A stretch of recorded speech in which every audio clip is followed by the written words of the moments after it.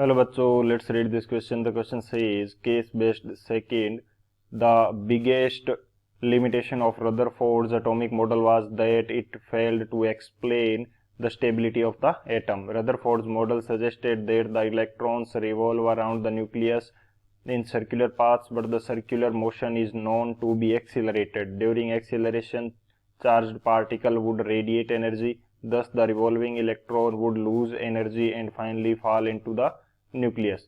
This limitation of Rutherford's atomic model was overcome by Bohr's atomic model proposed by Niels Bohr. Bohr's model suggested that electrons revolve around the nucleus in certain special orbits known as discrete orbits of electrons having fixed or quantized energy. Also, while revolving in discrete orbits, the electrons do not radiate energy. Question first, the reason why the atoms remains stable and the electrons do not fall into the nucleus is option first, electrons do not lose or radiate energy in a particular orbit. B, a nucleus contains electrons. C, there is no attraction between electrons and protons. D, there is no space in the nucleus. Question number second, which scientist gave the names and order of energy levels K, L, M, N or 1, 2, 3, 4?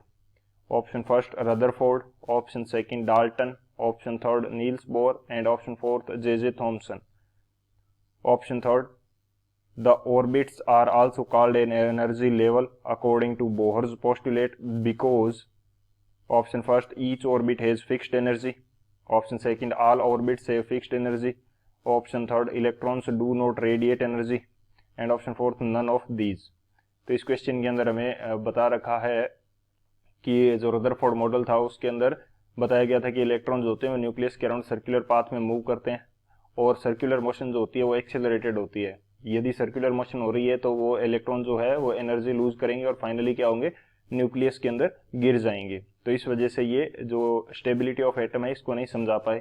फिर Niels Bohr ने बताया कि जो orbits होते हैं उनका energy level fix होता है या क्वांटाइज्ड एनर्जी लेवल होता है, जिसकी वजह से ये जो इलेक्ट्रॉन्स हैं इन ऑर्बिट्स से में रिवॉल्व करते टाइम कोई भी टाइप की एनर्जी रेडिएट नहीं करते.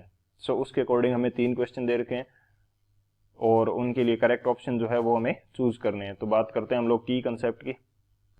की कंसेप्ट की यदि बात करें इस क्वेश्चन के लिए, की कंसेप्ट, तो क्या की कंसेप्ट हमारे पास यूज होगा यहाँ पे? हम की कंसेप्ट के अंदर डिस्कस करेंगे बोहर्स एटॉमिक मॉडल को, कि बोहर का जो एटॉमिक मॉडल आया था उसके अंदर क्या चीजें बताई गई थी. बोहर्स एटॉमिक मॉडल ये हम डिस्कस करेंगे फर्स्ट की कंसेप्ट के अंदर. सो हम नेक्स्ट स्लाइड के अंदर इस बोहर एटॉमिक मॉडल को थोड़ा एलाबोरेट करते हैं कि इस मॉडल के अंदर क्या बताया गया था. सो बोहर मॉडल के अंदर हमें ये बताया गया था कि मान लेता हूं मैं यहाँ पे ये मेरा क्या है, न्यूक्लियस है. न्यूक्लियस के अंदर हमारे पास प्रोटॉन एंड न्यूट्रॉन्स होते हैं और इस न्यूक्लियस के अराउंड हमारे पास क्या होते हैं, ऑर्बिट्स होते हैं जिनका एनर्जी लेवल क्या होता है, फिक्स होता है. एनर्जी लेवल फिक्स होता है यानी कि डिस्क्रीट एनर्जी लेवल इनका होता है और इन ऑर्बिट्स के अंदर क्या होते हैं कि इलेक्ट्रॉन रिवॉल्व करते हैं इस न्यूक्लियस के अराउंड. सो ये कंसेप्ट यहाँ पे नील्स बोहर ने दिया था. सो यहाँ पे क्या होंगे, इलेक्ट्रॉन्स जो हैं वो रिवॉल्व कर रहे हैं, इलेक्ट्रॉन्स न्यूक्लियस के अराउंड क्या कर रहे हैं, रिवॉल्व कर रहे हैं इन ऑर्बिट्स के अंदर.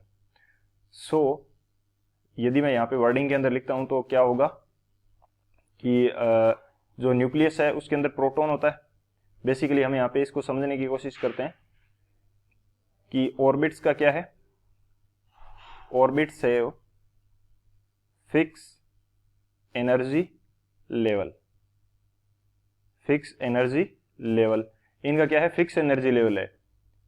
यदि फर्स्ट ऑर्बिट का एनर्जी लेवल E1 है तो वो फिक्स है और सेकंड ऑर्बिट का यदि एनर्जी लेवल E2 है तो वो फिक्स है.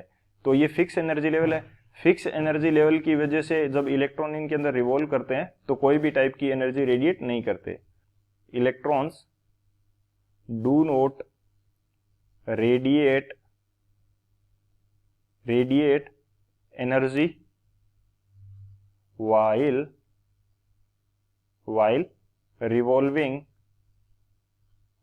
रिवॉल्विंग इन ऑर्बिट्स। जब ये फिक्स ऑर्बिट्स के अंदर रिवॉल्व कर रहे हैं तो कोई एनर्जी रेडिएट नहीं करेंगे, लेकिन जब वो एक ऑर्बिट से दूसरे ऑर्बिट में मूव करेंगे तब वो एनर्जी रेडिएट करेंगे। When electron jumps from one energy level या one orbit to another energy level, they radiate energy। तो उस टाइम वो क्या करते हैं, एनर्जी रेडिएट करते हैं। ये हमें बोहर मॉडल के अंदर कंसेप्ट दिया गया था। सो ये हमारा मेन की कंसेप्ट होगा। इस की कंसेप्ट के अकॉर्डिंग इस क्वेश्चन को सॉल्व करते हैं। अब बात की जाए यदि सॉल्यूशन की, तो हम 1 बाय 1 क्वेश्चन को सॉल्व करेंगे, और क्वेश्चन जो फर्स्ट है मैं उससे बात करता हूं। तो क्वेश्चन फर्स्ट में हमें क्या दे रखा है कि the reason why the atoms remains stable and the electrons do not fall into the nucleus, वो न्यूक्लियस के अंदर क्यों नहीं गिरते। तो बेसिकली ये कंसेप्ट सॉल्व ही नील्स बोर ने किया था कि जब हमारे पास न्यूक्लियस के अंदर प्रोटॉन है जो कि पॉजिटिव चार्ज है, न्यूक्लियस के अंदर पॉजिटिव चार्ज है, बाहर इसके अंदर क्या है, इलेक्ट्रॉन मूव कर रहे हैं ऑर्बिट्स के अंदर, तो इलेक्ट्रॉन और इन दोनों के बीच में यानी कि पॉजिटिव और नेगेटिव चार्ज के बीच में अट्रैक्शन फोर्स लगेगा। यदि एनर्जी ये लूज कर रहा है इलेक्ट्रॉन, तो डेफिनेटली फाइनल कंडीशन के अंदर क्या है कि ये इसके अंदर गिर जाएगा। यदि एनर्जी लूज कर रहा है तो ये फाइनल कंडीशन के अंदर क्या होगा कि इस न्यूक्लियस के अंदर ये गिर जाएगा इलेक्ट्रॉन, जबकि ये एनर्जी रेडिएट नहीं करते हैं। क्यों नहीं करते, क्योंकि इन ऑर्बिट्स का एनर्जी लेवल फिक्स है। एनर्जी लेवल फिक्स है तो जिस वजह से ये एनर्जी रेडिएट करेंगे नहीं रिवॉल्व करते time. No energy radiation,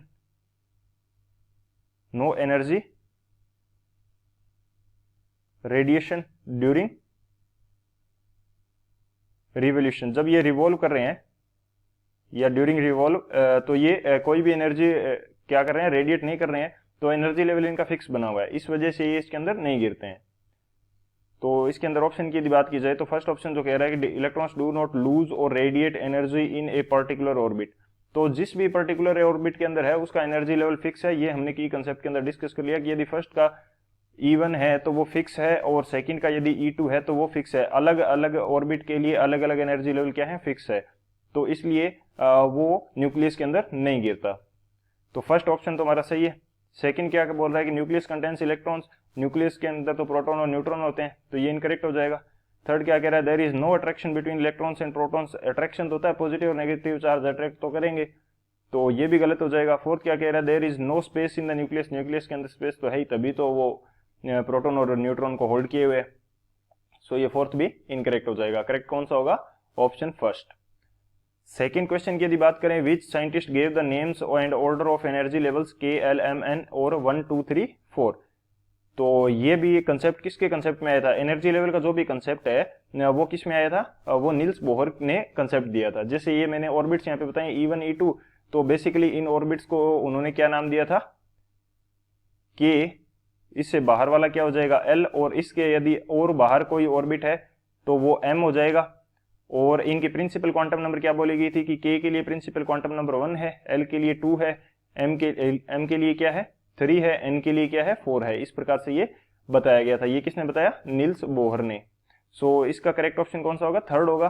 Rutherford के टाइम और डाल्टन और जे थॉमसन, इन तीनों का जो भी मॉडल थे, यानी कि जे थॉमसन के मॉडल में और रदरफोर्ड के मॉडल में कोई भी एनर्जी से रिलेटेड कोई भी बात नहीं की गई थी। सो ये कंसेप्ट भी नील्स बोहर का कंसेप्ट था। डाल्टन ने जस्ट एक थ्योरी दी थी, डाल्टन्स एटम थ्योरी, और ये तो सबसे पहले की थ्योरी है, तो यहाँ पे एनर्जी लेवल की बात का कोई भी औचित्य नहीं है। तो थर्ड जो क्वेश्चन है वो हम देखते हैं। इसमें क्या बोल रखा है कि the orbits are also called as energy level according to the Bohr's postulate because each orbit has fixed energy. ये करेक्ट है। ईच ऑर्बिट, जो भी अलग अलग ऑर्बिट है उनकी एनर्जी लेवल क्या है, फिक्स है। ये हमने की कंसेप्ट के अंदर डिस्कस किया है। और ये एनर्जी लेवल के लिए फॉर्मूला भी दिया गया था।